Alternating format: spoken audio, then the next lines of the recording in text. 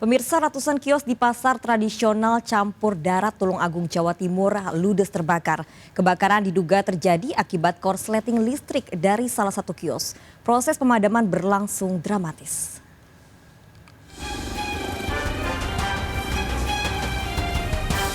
Kebakaran besar melanda pasar campur darat Tulungagung, Jawa Timur pukul 2 dini hari. Akibatnya 300-an kios pedagang ludes terbakar. Diduga api berasal akibat korsleting listrik dari salah satu kios di sebelah timur pasar yang cepat membesar dan merembet ke ratusan lapak pedagang lainnya. 4 unit mobil pemadam kebakaran dari Tulungagung dan Trenggalek dikerahkan untuk bisa memadamkan api. Proses pemadaman pun membutuhkan waktu hingga 4 jam. Salah seorang pedagang menyebut api berasal dari salah satu lapak di sisi timur lalu merembet ke lapak lainnya. Api awalnya dari mana, Bu? Awalnya dari sini. Dari tengah ya, Bu? Iya. Bagian tengah. Tengah. Ada barang-barang di dalamnya, Bu? Ada ini. Kerugian berapa, Bu, kira-kira? Ya sekitar 15 sampai 20.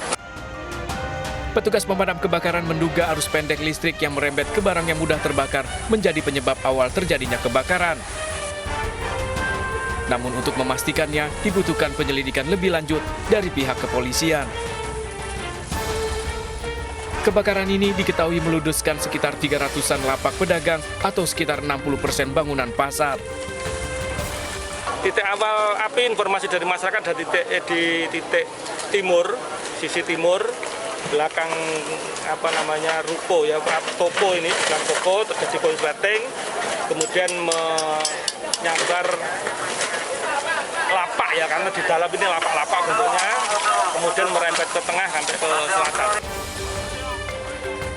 Pemerintah Kabupaten Tulungagung berencana segera melakukan relokasi sementara untuk menampung ratusan pedagang yang terdampak. Dari Tulungagung, Jawa Timur, Anang Agus Faisal melaporkan. Polisi menggerebek rumah yang dijadikan pabrik pembuatan ekstasi di Tangerang, Banten. Ribuan butir ekstasi dan bahan baku serta alat pembuat ekstasi disita.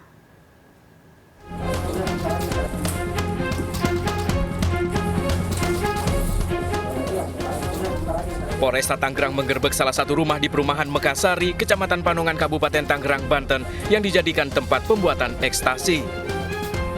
Dari dalam rumah 2 lantai yang baru 2 bulan dihuni pelaku RA dan MN, polisi menemukan 1.800-an butir pil ekstasi siap edar yang disembunyikan di dalam salah satu kamar.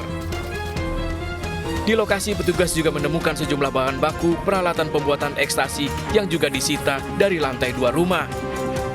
Penggerebekan dilakukan setelah petugas mencurigai mobil yang dikendarai kedua pelaku saat melintas di Jalan Raya Panongan, Kabupaten Tangerang. Mengetahui dibuntuti polisi, kedua pelaku sempat membuang plastik berisi ekstasi hingga penangkapan dan pengembangan dilakukan, termasuk menggerebek rumah pelaku yang dijadikan pabrik produksi. Dengan gerak mencurigakan melempar 2 buah plastik. Ya. Setelah dilakukan pengecekan ternyata kurang lebih ada 200 butir yang dilempar, kemudian langsung kita amankan dan ternyata berasal dari rumah ini. Untuk pengembangan lebih lanjut, para pelaku bersama barang bukti ribuan ekstasi dibawa ke Mapolresta Tangerang untuk pemeriksaan. Dari Kabupaten Tangerang, Banten, Aimarani melaporkan. Pemirsa, 3 orang tewas akibat kecelakaan yang melibatkan sepeda motor dan pejalan kaki yang sedang berolahraga di Durensawit, Jakarta Timur. Polisi menggelar olah TKP dan mendalami penyebab kecelakaan.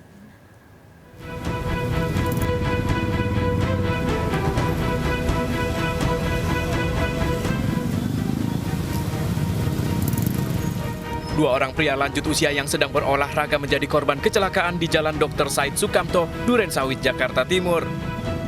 Sementara pengendara motor yang menabrak kedua pejalan kaki dibawa warga ke Rumah Sakit Islam Pondokopi, Jakarta Timur, namun sayang nyawanya tak bisa diselamatkan.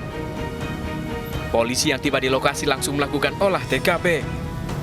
Saksi mata menyebut 2 pejalan kaki ditabrak pengendara motor yang berkendara dalam kecepatan tinggi. Yang meninggal ada 2 orang. Semuanya, kedua-duanya udah umur lanjut, orang tua semua. Dia lagi apa, Bang? Informasi yang saya terima ini katanya lagi nyebrang jalan gitu. Kini kasus ini ditangani unit Laka Lantas Polres Jakarta Timur. Dari Jakarta, Rio Manik melaporkan. Polisi gelar olah TKP kasus tabrak lari pesepeda di kawasan Bundaran Hotel Indonesia, Tamrin, Jakarta Pusat. Olah TKP menggunakan alat Traffic Analysis Accident untuk memperjelas tindak pidana terjadinya kecelakaan.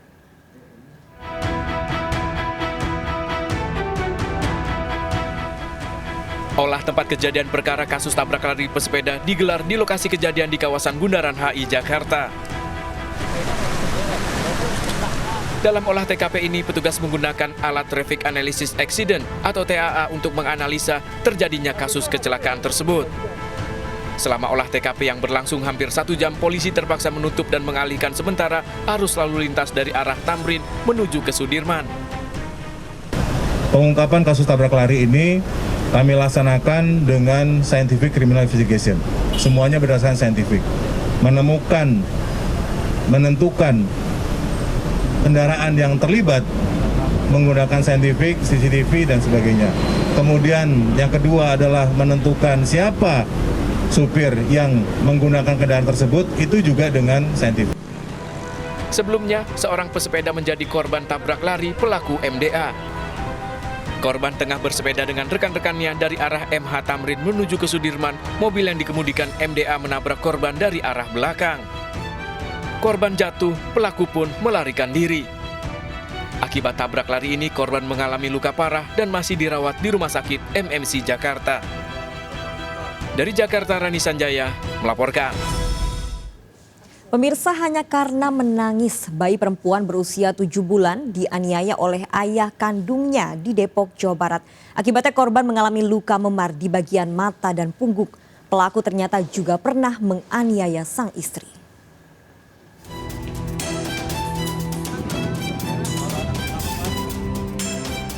Eka, pria berusia 27 tahun ini ditangkap polisi karena telah menganiaya bayi perempuan berusia 7 bulan, anak kandungnya sendiri. Penganiayaan terjadi di rumahnya di Jalan Cilangkap, Depok, Jawa Barat. Kepada polisi, Eka mengaku kesal karena anaknya terus menangis saat ia hendak tidur sepulang kerja. Sementara sang istri saat kejadian sedang bekerja, pelaku lalu memukul putri semata wayangnya 2 kali. Saya belum tidur sama sekali, mata ngantuk, kepala pusing, baru pulang kerja. Itu yang bikin kesel. Emang lu kerja apa? Kerja apa? Kerja karyawan laundry. Nah, lu nyesel nggak mukul anak apa bahagia? Nyesel banget. Nyesel. Bener lu nyesel? Bener. Di awal nyesel banget. Kasus ini dilaporkan oleh istri pelaku setelah mendapati adanya luka lebam di bagian mata dan punggung anaknya. Pelaku ditangkap setelah 4 hari buron. Setelah itu beberapa jam kemudian istrinya pulang melihat bayi ini nangis kok lebam. Yang bersangkutan mengakui dia yang melakukan. Kemudian yang bersangkutan keluar dari rumah, kita cari sampai 4 hari. Tadi malam jam 8 ditangkap di tempat kerjanya. Pelaku juga ternyata pernah melakukan kekerasan pada istrinya, namun sang istri tidak melapor. Pelaku terancam 10 tahun penjara. Dari Depok, Jawa Barat, Yung Rizky melaporkan. Seorang pria di Kota Medan, Sumatera Utara menganiaya tetangganya dengan senjata tajam. Pelaku kesal karena korban hanya membayar Rp400.000 untuk biaya pengobatan anaknya yang terluka karena berkelahi dengan anak korban.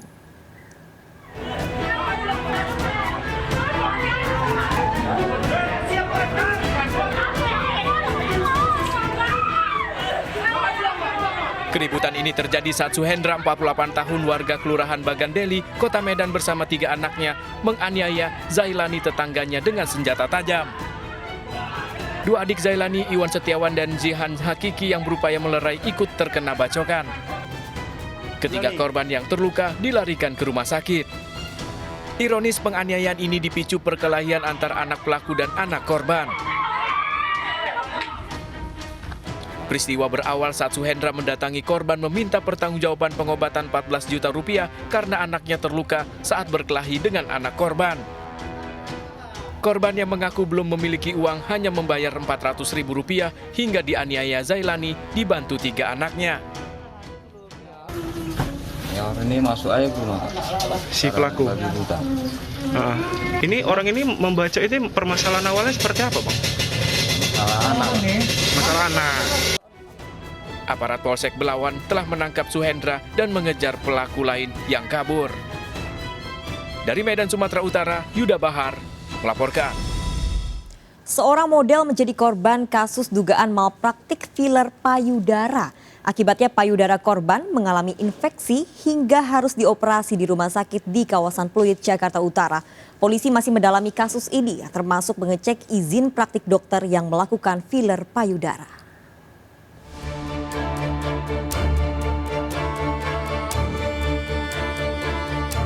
Aparat Polsek Penjaringan Jakarta Utara menyelidiki kasus dugaan malpraktik filler payudara yang dialami model MI. Polisi mengumpulkan bukti-bukti termasuk dari sejumlah saksi ahli.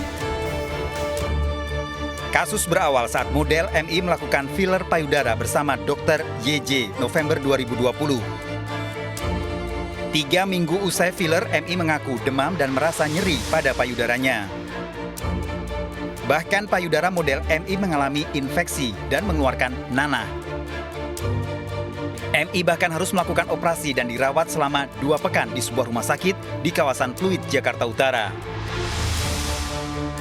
MI lalu melaporkan kasus ini ke polisi dengan melampirkan bukti transfer yang dilakukan untuk tindakan filler. Dalam hal ini kami dari pihak kepolisian masih dalam proses penyelidikan karena beberapa yang perlu kami periksa, baik saksi-saksi yang ada maupun petunjuk bahkan dari saksi ahli yang harus kita lebih mendalami dalam kasus tersebut. Sementara YJ menurut pengakuan korban, MI mengancam akan melaporkan balik terkait Undang-Undang ITE. Jika terbukti pelaku YJ melakukan malpraktik, dapat dijerat Undang-Undang Kesehatan dengan ancaman hukuman 5 tahun penjara. Dari Jakarta, Tim Liputan iNews melaporkan. Berpura-pura membeli aksesoris handphone, seorang pria mencuri ratusan voucher kuota senilai 20 juta rupiah di sebuah konter di Depok, Jawa Barat. Aksi pelaku memasukkan ratusan voucher ke balik jaketnya terekam CCTV.